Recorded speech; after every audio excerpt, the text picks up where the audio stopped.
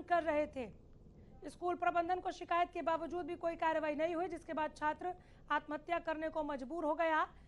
Suicide note छोड़ा है छात्र ने अपने पीछे। परिवार वाले बेहाल हैं, रो रहे हैं। वो बचा सकते थे, लेकिन अब उनके घर का चिराग बुझ गया। बदनसीब Aarti Malhotra, teacher of DPS Greater Faridabad sector 81। आप भी स्कूल में ही टीचर हुए? जी सर, बदनसीब टीचर। अपनी मजबूरी के कारण इसी स्कूल में बच्चे को पढ़ाती थी। मैं फीस नहीं भर सकती थी। मेरा डिवोर्स हो चुका था। मैं बहुत सालों से स्कूल में पढ़ा रही हूँ। मैं बहुत पुरानी टीचर हूँ, पहले साल से पढ़ाती हूँ स्कूल में। क्या बताया था बेटे ने? कभी आपसे बात करा, जिक्र किया, क्या कुछ बताया? हम डर डर के रहते थे थोड़ा सा कि हमारे को जॉब की जरूरत थी मुझे। वो मेरा बच्चा भी डर के रहता था। टीचरों के पास जाता था, दूसरे लड़के उसको तंग करते थे तो वो फिर उसको बोलते भी थे, कई बार डांट भी देते थे, कई और ज्यादा बार इसी को समझा के भेजते थे कि नहीं नहीं आरती अपने बेटे को समझाओ, आरती अपने बेटे को समझाओ। आरती समझाएगी अब किसको? किसको समझाएगी अब आरती? तुम सबको समझना था, मुझे नहीं समझना था। सिर्फ समझती थी उसकी बात ही अच्छे से। मैं वो फूल था, उसको फूल के जैसे पालना था ना, उस बच्चे फूल जैसा रखना था। नहीं समझा, कोई नहीं समझा। स्कूल को बदल जाना चाहिए डीपीएस। उसने सुसाइड नोट में लिखा है, school has killed him. Mamata Gupta has killed him. He has written it clearly. School बंद हो जाना चाहिए। उनकी वजह से मैं सुसाइड कर रहा हूँ। उन्होंने मेरे से बदतमीजी की, मेरे को कोऑपरेट नहीं किया, मेरी बातों को बहाना बोला। गलत करा है उसके साथ गलत हो। ममता गुप्ता सबको बोल रही थी और टीचर्स को भी नाटक कर रहे हैं। ये माँ बेटा नाटक देख लो, नाटक।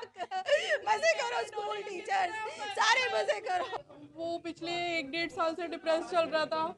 जो भी प्रॉब्लम सिचुएशन चल रही थी, जिस तरह से भी स्कूल में उसको बहुत हरास किया जाता था, इतनी बुलिंग करते थे उसकी। लड़के जाकर बोलता था प्रिंसिपल को, पर जो लड़के जो ऐसा करते थे ना, पता नहीं कौन सी किस हाई फाई फैमिली के थे कि उनको पैसा खिलाकर या क्या उसको दबा दिया गया वहाँ पर। उन बातों को, उनके रिकॉर्ड हटा दिए गए। एक बार बच्चे की फ्रस्ट्रेशन निकलवा लो, वो बच्चों को बुला के उनको डांट दो तो बच्चे की फ्रस्ट्रेशन हट जाएगी। क्या पता हमारा बच्चा जी जाए। बहुत सेंसिटिव बच्चा था। कहता मासी कोई भी नहीं सुनता स्कूल में, टीचर मैं सबको बताता हूँ कि ऐसे ऐसे मेरे साथ हुआ, मुझे स्कूल नहीं जाना, मुझे स्कूल जाने से ना डर लगता है। मेरे को वहाँ ना वो सारी चीजें नजर आती है कि वैसे ही मेरे साथ होगा। मैंने कहा नहीं होगा बेटा, बोल्ड बन, कोई बात तो हम सब तेरे साथ हैं, हम बोलेंगे एचएम को, प्रिंसिपल को। नहीं मासी कोई भी नहीं सुनता।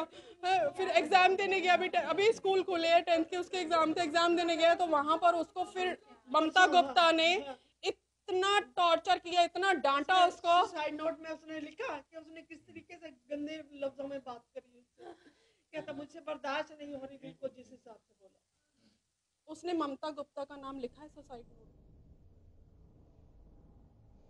ये जितना दर्दनाक है उससे कहीं ज्यादा शर्मनाक है कि स्कूलों में, विद्या के मंदिर में इस तरह की हरकतों को अंजाम दिया गया कि बच्चे को अपना प्राण त्याग करना पड़ा, सुसाइड की ओर कदम बढ़ाना पड़ा। अब ये बच्चा नहीं रहा। प्रिंसिपल क्या कह रहे हैं और पुलिस का क्या कहना है वो सुना रहे।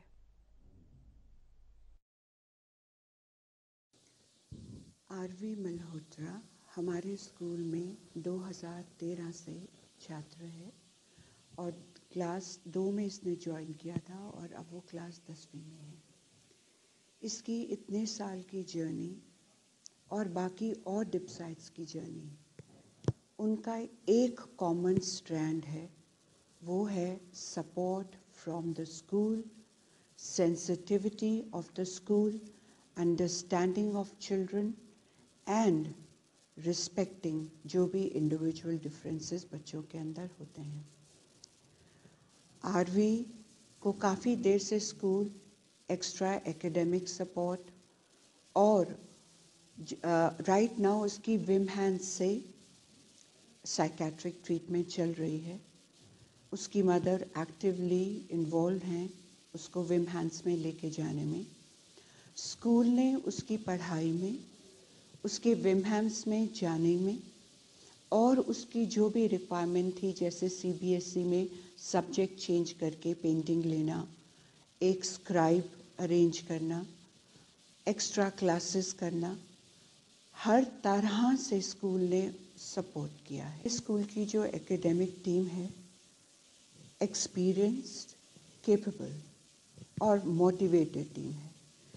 कोई मतलब ही नहीं है कि किसी स्टूडेंट को किसी तरह की हैरेसमेंट की जाए। बच्चा जिसकी उम्र 15 साल है, जो मैट्रिक में पढ़ता है, अपनी माँ के साथ रहता है और यहाँ डिस्कवरी सोसाइटी में रहता है। कई दिनों से परेशान था मानसिक तौर पे, दवाई भी चल रही थी और रात को इन्फॉर्मेशन आई कि उसने छत से कूद के अपनी जान दे दी है। उसने सुसाइड नोट भी लिखा है कि स्कूल के प्रिंसिपल उसे परेशान करता था। उन्होंने जो बयान दिया है उस बयान पे कानूनी कार्रवाई की जा रही है और पोस्टमार्टम करवा के डेड बॉडी उनको दी जाएगी।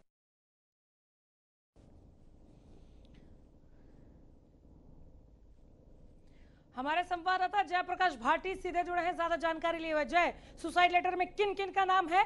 पुलिस जांच के नाम पर क्या कर रही है? सुसाइड लेटर में जिनके नाम है उन तक अभी तक क्यों नहीं पहुंची?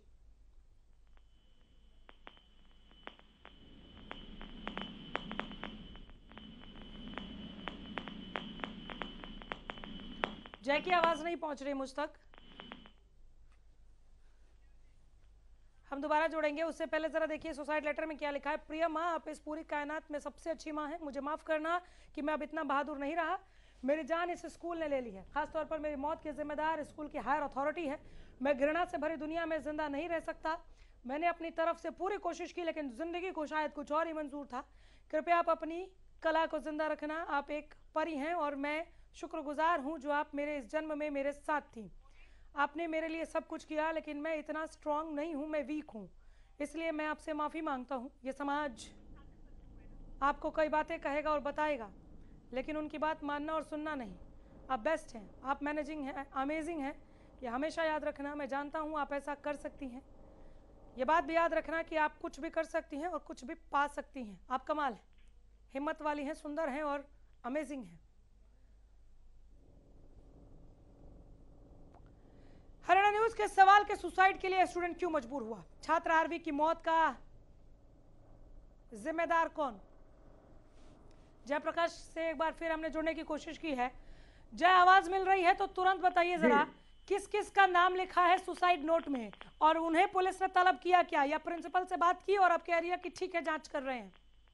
देखिए, पुलिस ने जो मामले शिकायत जो सुसाइड नोट मिला उसके आधार पर मामला दर्ज करने की बात कर रही है और जो लड़का है उसका सब उसको पोस्टमार्टम करवा के परिवार को सौंप दिया गया है। आगे की कार्रवाई में पुलिस जुट रही है और प्रिंसिपल है उससे पूछताछ की जा रही है। आखिरकार जो बच्चे ने सुसाइड किया है किन कारणों से किया, और प्रिंसिपल का भी साफ तौर पर कहना है कि बच्चा मानसिक रूप से बीमार था, जिसका इलाज स्कूल की तरफ से भी किया जा रहा था, जिसके डॉक्यूमेंट हैं जो स्कूल के प्रबंधक की तरफ से पेश किए गए हैं। वो स्कूल का साफ तौर पर कहना है कि अगर जो भी इसमें दोषी पाया जाएगा उसके खिलाफ जो भी कार्रवाई अगर अमल में लाई जाएगी वो उसमें हम उनका साथ देंगे। और जो बच्चे आज हमारे बीच में नहीं रह रहे हैं उसका भी उनको भी दुख है। जी, ये ममता गुप्ता कौन है?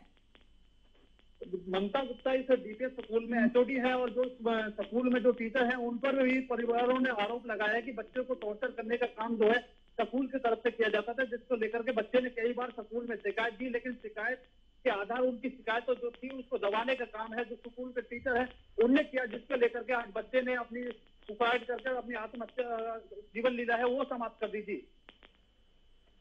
अभी तक एक्शन के नाम पर पुलिस ने क्या किया है वो बताइए जरा।